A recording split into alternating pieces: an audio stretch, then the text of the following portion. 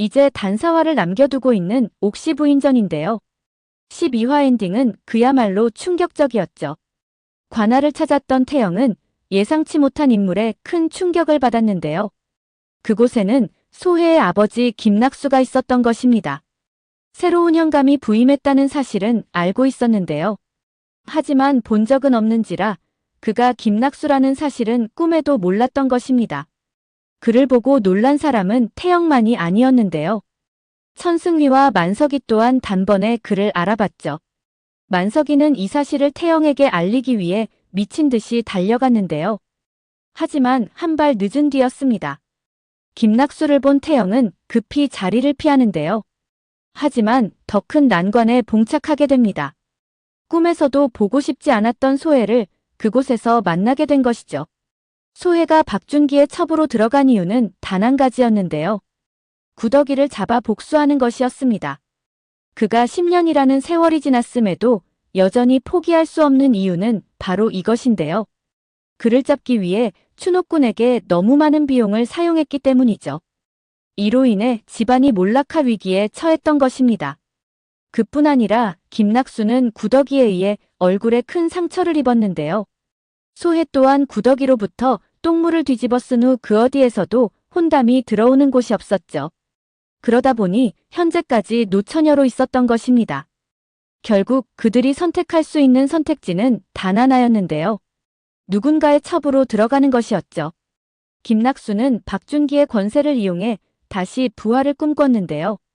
그 결과 현재 현감직을 받게 된 것입니다. 태영은 이제야 천승위를 통해 행복을 느끼기 시작했는데요. 하지만 소혜의 등장으로 인해 또다시 불안이 시작되는 것으로 보여 안타까울 뿐입니다. 예고편에서는 천승희와 태영이 드디어 첫날 밤을 보내는 것으로 보이는데요. 얼마나 바라고 기다려왔던 시간일까요? 천승휘는 사랑하는 태영을 너무나도 안고 싶었지만 재촉하지 않았는데요. 태영 스스로가 마음이 움직일 때까지 기다려준 것입니다. 그리고 드디어 그 시간을 맞이한 듯 보이죠. 태영은 천승휘에게 서방님을 너무나 사랑한다고 고백하는데요. 천승휘 입장에서는 자신을 버리고 윤겸 삶을 선택한 것에 대한 보상을 받는 순간이 아닐까 싶습니다. 13화에서는 태영이 소혜를 피하는 대신 정면 돌파를 선택한 듯 보이는데요. 이것으로 보아 소혜와의 첫 만남에서는 위기를 잘 넘긴 듯 보이죠. 소혜는 김씨 부인을 찾아가 마을 사람들 모두가 속고 있다고 소리치는데요. 하지만 마을 사람들 입장에서 보면 오히려 이상한 건 소혜이죠. 뜬금없이 청수연에 나타나 태영을 모함하는 것으로 비칠 뿐입니다. 태영이 청수연에 거주한 지 벌써 10년이라는 세월이 흘렀는데요. 게다가 태영은 누구보다 비상한 두뇌를 가지고 있죠. 양반들이 알고 있는 노비는 글을 읽을 줄도 쓸 줄도 모르는 것이 일반적인데요. 그런 그들 입장에서 보면 태영이 노비 출신이라는 것은 상상도 할 수 없는 일이죠. 김낙수 또한 소혜로부터 태영에 관한 이야기를 들은 것으로 보이는데요. 직접 확인하기 위해 태영이 있는 장소에 나타나는 것으로 보입니다. 그 또한 똑같이 닮아있는 태영 모습에 놀랄 것으로 보이죠. 구더기가 태연하게 자신이 아는 이와 그리 닮았냐고 말하는 장면도 나옵니다. 결국 구더기 논란의 종지부를 찍게 되는 건 천승휘일 텐데요. 천승휘는 예전 예인 천승휘가 아니죠. 그 또한 별시에서 장원급제까지 한 사람인데요. 아마도 그는 현감을 찾아가 자신 부인에 대해 모함하고 다니는 소혜에 대한 강한 불쾌감을 드러내지 않을까 싶습니다. 윤겸 집안 또한 한때 현감 집안이었는데요. 게다가 장원급 제자를 두 사람이나 배출한 집이죠. 아무리 박준기의 첩이고 현감의 딸이라 하더라도 함부로 할 수 있는 집안이 아닌 것입니다. 결국 사화나 남은 상황에서 아직 태영 정체가 밝혀지지는 않을 것으로 보이는데요. 아마도 태영의 진짜 정체가 밝혀지는 건 이 사람 때문이 아닐까라는 생각이 듭니다. 바로 진짜 윤겸이 등장하는 것이죠. 12화에서는 도겸이 미령과 한양으로 떠났는데요. 그런데 이때 그들을 배웅하고 있는 태영과 천승휘 모습을 누군가 지켜보고 있는 것으로 보였죠. 어쩌면 계획을 마무리한 윤겸이 돌아온 것이 아닐까라는 생각이 듭니다. 그런데 자신이 있어야 할 자리에 천승위가 자리하고 있는 것이죠. 진짜 윤겸은 태영이 도겸을 속이고 천승위를 집으로 불러들였다고 오해를 하지 않을까 싶은데요. 그런데 문제는 도겸이 현재 한양에 있다는 것이죠. 윤겸에게 설명이 필요한 상황인데요. 결국 윤겸은 태영에게 배신감을 느끼게 되고 이후 이것이 태영 정체가 드러나는데 결정적 요인이 되지 않을까 싶습니다. 1화에서 태영이 재판받으러 가는 장면을 보면 그 힌트가 있는데요. 그에 대한 죄명은 두 가지였죠. 바로 노비 신분을 세탁했다는 것과 남편이 2명이라는 것입니다. 만일 윤겸이 등장하지 않았다면 현재 천승위의 신분이 드러날 일은 없었을 것으로 보이죠. 결국 소혜가 아닌 윤겸으로 인해 태영이 위기에 처한 것이 아닐까 하는 생각이 듭니다. 13화에서 박준기와 김낙수가 태영을 치기 위해 계략을 짜는 것으로 보이는데요. 청수현은 현재 만수삼 사기 사건으로 인해 발칵 뒤집어진 상태이죠.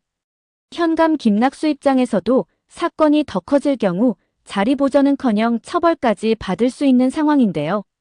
이런 상황에서 태영이 사건 조사를 하고 다니자 경계를 하지 않을 수 없는 상황이죠. 더구나 태영의 외집으로서의 명성은 익히 알고 있는 상황인데요. 그가 사기 피해자들을 대상으로 외지부를 맡는다고 나올 경우 자신뿐 아니라 박준기까지 위험해질 수 있는 상황이죠. 그래서 두 사람은 태영이 외지부를 할 수 없게 또 다른 빌미를 만들어 그를 올가매려 하는 듯 보입니다.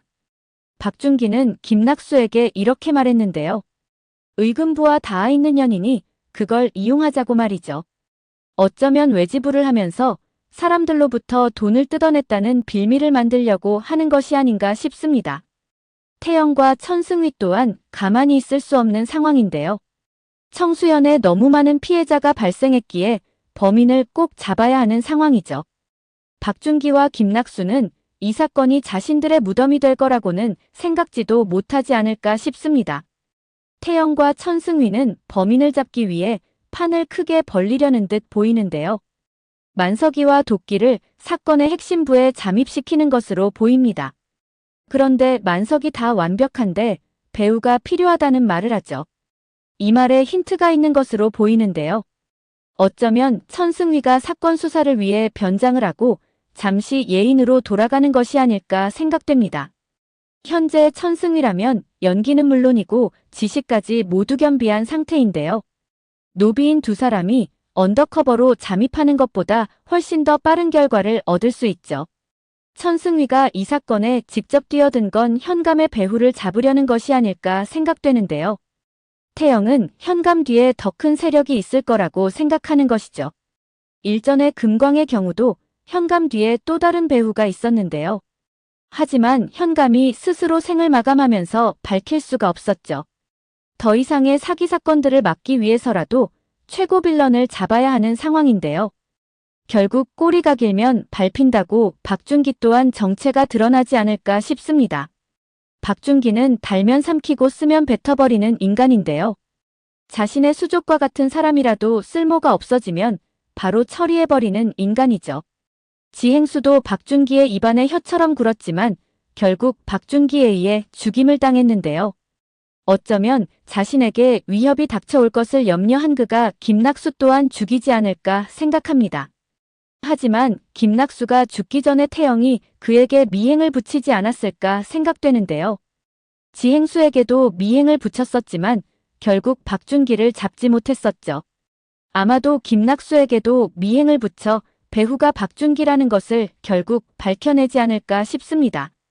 많은 부를 가지고 있음에도 더 많은 부를 갖기 위해 탐욕을 부린 박준기인데요.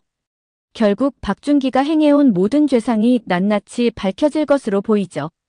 종국에는 모든 재산을 몰수당하고 집안은 몰락하지 않을까 싶습니다. 오늘 영상은 여기까지입니다. 구독, 좋아요는 언제나 제게 큰 힘이 됩니다.